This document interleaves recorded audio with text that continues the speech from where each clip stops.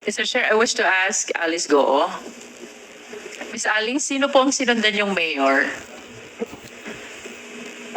Former Mayor John Feliciano. Come again? Former Mayor John Feliciano. John Feliciano. John Feliciano. John Feliciano. And how associated are you? Gaano ka ba kalapit dito kay John Feliciano? Magkaibigan po, Your Honor. Nakilala ko po siya, I think, during his second term. Second term, can you Opo. cite the year? Di po ako masyado sure na sa year. Second term ko, di po ako nagkakamali. Siya ba ay nakatapos ng 3 termino? Yes po, Your Honor. In other words, if you're referring to the second term, you met John Feliciano sometime in 2016 to 2019. In between po, Your Honor. In between 2016 to 2019. Ang sabi mo kanina, kaibigan mo si John Feliciano. Can you please enlighten us? Gaano kayo kalapit na magkaibigan? Your Honor, magkaibigan, nagkakilala kami nung second term po niya na kumuha po ako sa kanya ng business permit para sa piggery. And then, last term po niya, I think pandemic time na rin po. Did you help in the campaign of John Feliciano in 2016? Hindi po. Did you help John Feliciano in 2019? Hindi din po, Your Honor. In other words, since you met John Feliciano, wala kang naitulong sa kanya pagdating sa kanyang kampanya. Is that correct? Financially, wala po. What do you mean by financially? If not financially, then what else or how else will you help him politically? Of course, Your Honor, yung mga ibang botante po namin sa farm, kinakampanya po namin, yung mga ganun lang po. And how many voters do you have in your farm? I have, during that time, ngayon po kasi wala na, totally wala na. During by that time po, siguro po more than 50 or more than 70 po. Alam mo, Alice, mahirap tumakbong mayor. As a matter of fact, it is very difficult to win kung wala kang leaders, supporters na tutulong sa'yo. Since you've known John Feliciano since 2016, kung hindi ikaw ang tumulong sa kanyang politika, then who did? Sino ang tumulong kay John Feliciano? Your Honor, I think the former mayor is here po. Better siya po yung sumagot kasi hindi rin po ako yung tumulong po sa kanya. May we ask John Feliciano, the former mayor?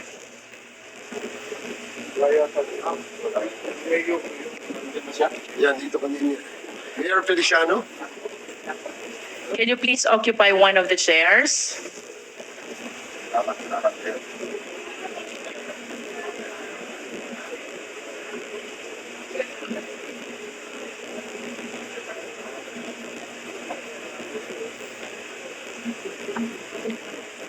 Yes, Madam Chair. Mr. Feliciano, since based on the manifestation of Alice Goo, wala naman siyang naitulong siya sa'yo 2016 and 2019 na eleksyon. Sino ang mga taga-Banban na malaki ang naitulong sa'yo during those times of election? Madam Chair, our town is small, 40,000 votes. During my term, bale, I introduced a lot of improvements in my town. Mr. Chair, can we direct the resource speaker to please be responsive to the question? Ang tanong po, Mr. Feliciano, sino po ang tumulong sa inyong manalo 2016 and 2019 election? Before you answer, Mayor, can we ask the committee secretary to administer the oath of, have you taken your oath?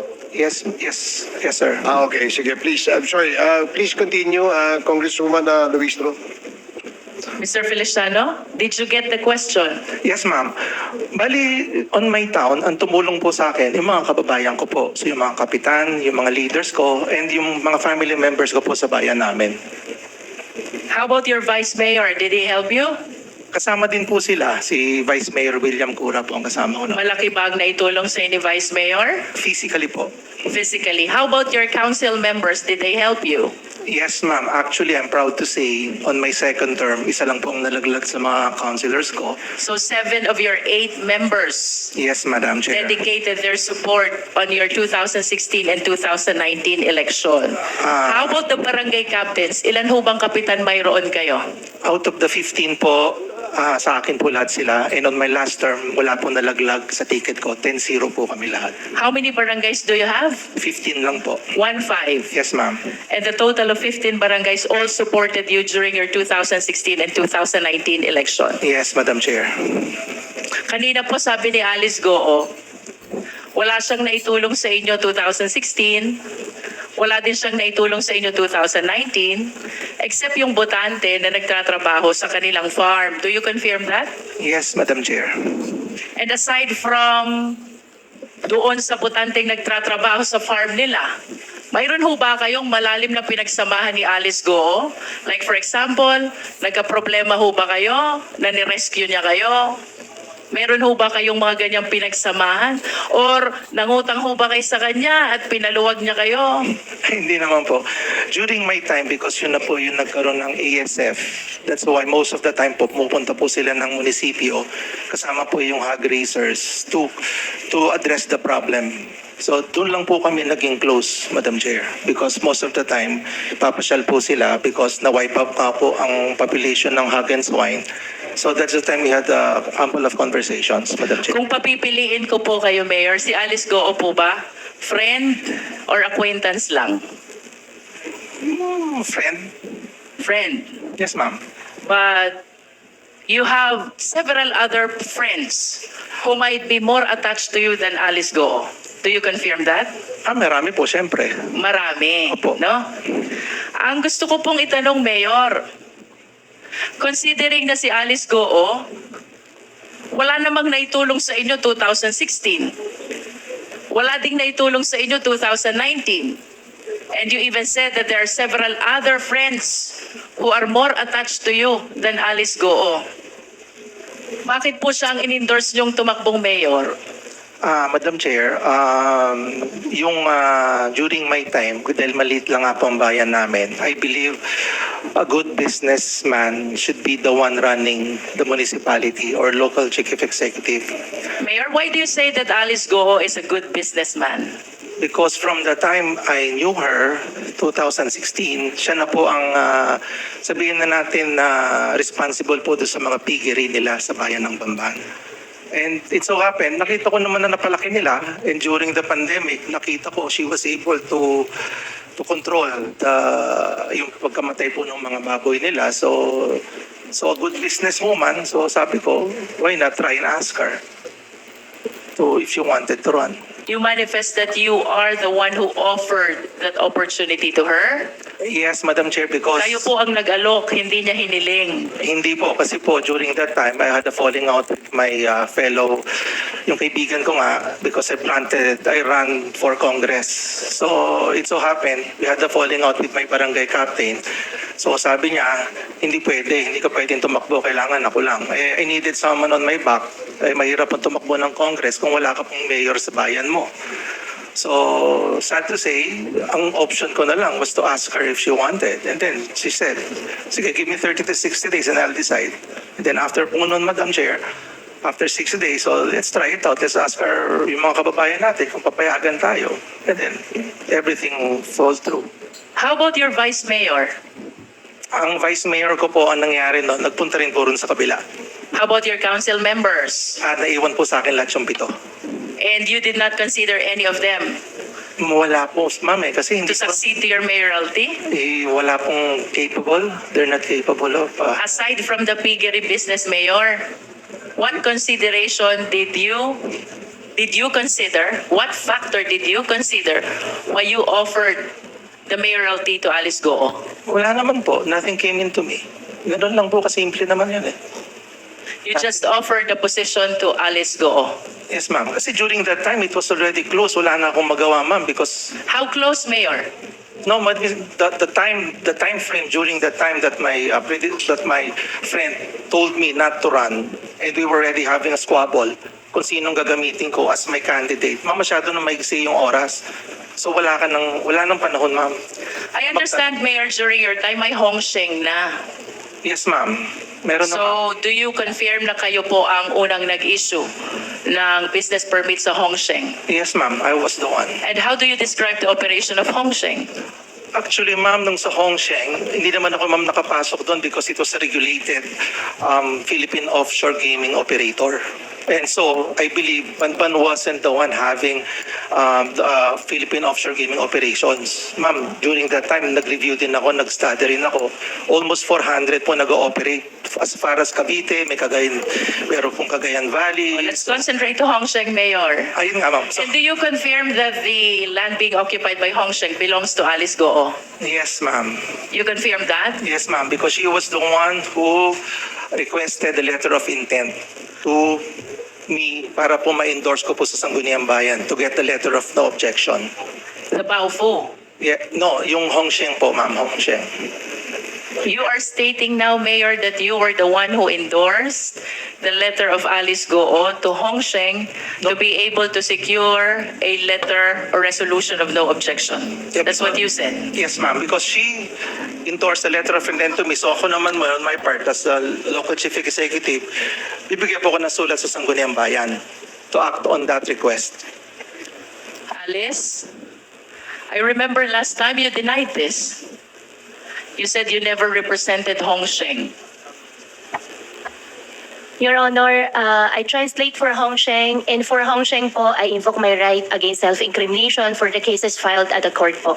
But I wish to manifest, Mr. Chair, that in tonight's hearing, contrary to the representation of Alice Goo, Mayor Feliciano is now saying that it was Alice Goo who approached him and facilitated the resolution interposing no objection to the establishment of Hongsheng, in which SEC documents the name of Alice Goo appears as representative, which fact Alice Goo likewise denied during the last hearing. Mayor Feliciano, Yes, Madam Chair. during your congressional bid, simultaneous with the mayoralty of Alice Goo, Yes, Madam Chair. ano pong itinulong sa inyo ni Alice Goo? Yung pong makapagsalita po ako sa entablado niya, malaking bagay na po sa akin yon. Sabi niyo po magaling na businesswoman si Alice Goo. Yes, Madam Chair. So what support did she extend to you during your congressional bid? Sa bayan lang po ng Bamban, yung maisama ka na doon sa grupo niya na hindi ka na maglalagay ng entablado. Tapos yung pagbayad po sa mga watchers, so hindi na po niya ako hinasel. So that is fine and tama na po para sa akin yon. So there are no campaign funds that were extended to you. Wala po, kaya po natalo ko. Yun lang po sa akin. How many towns do you have in your district? Madam Chair, we have 4. 4 towns. Yes, Madam Chair. And ang naitulong lang ni Alice Goo is the audience Yes, Madam Chair. during the campaign period. Tama ba? Yes, Madam Chair. Is that the only thing that you're expecting from the businesswoman whom you describe as a very good businesswoman? On my part po kasi, Madam Chair, what I learned was when you try to run for office, kung may magbibigay ng tulong, salamat. Kung wala, salamat din para at least wala pong magsisisihan sa bandang uli. I'd like to go back to Hongsheng, Mayor. Yes, Madam Chair. Mayor, do you understand that this Hongsheng was later on found out to be a POGO operation? Madam Chair, yung pong letter of no objection was part of a PAGCOR license given by our gaming industry. So alam ko po na ganun talaga siya. And I believe Philippine offshore gaming operators are legally in a sense. Can you describe to us how many buildings are erected in Hongsheng? I'm not really sure kung ilan po yung Approximate. 5 5 or 6. And do you recall kung magkano ang real property tax na ibinabayad sa inyo during that time? Ngayon po, more than 15 million po. During your time, Mayor? Yes, that was yung pong pagbaba ko po. More than 15 Yes, million? yes, ma'am. And where were you nung na-convert ito as Yunzuan Corporation? Wala na po Was ako it noon. during your term? No, hindi na po. Because later part na po kasi yun noong 2022 eh. And then, baba na po ako noon. How about the Baofu land, Mayor? When Alice Go acquired this land, what is the classification of this land? This land was agricultural and then she requested for a reclassification way back 2019. So it was during your time when the land was reclassified. Yes, Madam It Chair. was reclassified from agricultural to industrial. Do you confirm that? Residential and commercial, Madam Chair. From residential to? No, Commercial. agricultural, residential / commercial. From agricultural to residential commercial. And Yes, for ma'am. your recollection, do you believe that the requirements for reclassification were duly complied with? Yes, Madam Chair, I believe so. Yes. And with respect to Hongsheng Mayor, the entire process of this resolution or letter interposing no objection, it was Alice Goo who was representing Hongsheng. Do you confirm that? Yes, Madam Chair, because her name was written also on the Sangguniang resolution. And aside from the name being written in the Sangguniang Bayan resolution, it was Alice Goo, or likewise, who is lobbying with the Sangguniang Bayan, and even in your office. Do you confirm that? Actually po, hindi naman nag-lobby. She just submitted the letter of intent. How many times did she visit your office to represent Hongsheng? Uh, Twice. Twice. If you are aware, how many times did he visit the Sangguniang Bayan for the purpose of that no objection for Hongsheng? Once. I wish to manifest, Mr. Chair, that contrary to the statement of Alice Goo, that she never represented Hongsheng during its application for permit and even in the issuance of letter or resolution of no objection. John Feliciano is now testifying that it was Alice Goo who represented and facilitated the no objection resolution for Hongsheng, the POGO operation. I submit, Mr. Chair.